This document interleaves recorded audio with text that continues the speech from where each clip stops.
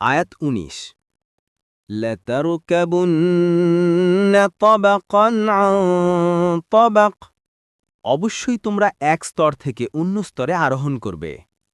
তাফসীর ইত্তাসাক শব্দটি ওয়াসাক থেকে উদ্ভূত, যার অর্থ একত্রিত করা, পূর্ণ করা।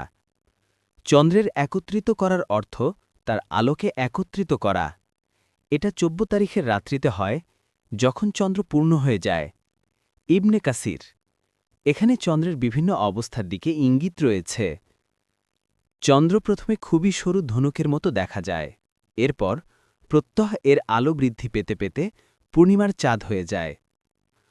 অবিরাম ও উপরিপরি পরিবর্তনের সাক্ষ্যদাতা উপরুক্ত বস্তুগুলোর শপথ করে আল্লাহ তাআলা বলেছেন, অবশ্যই তোমরা ধাপে ধাপে আরোহণ করবে। তবাকের অর্থ অবস্থা, স্তর, পর্যায় ইত্যাদি। ইবনে কাসির তারকাবুন্মা শব্দটি রুকুব থেকে, এর অর্থ আরোহণ করা। অর্থ এই যে, হে মানুষ, তোমরা সর্বদাই এক স্তর থেকে অন্য স্তরে আরোহণ করতে থাকবে।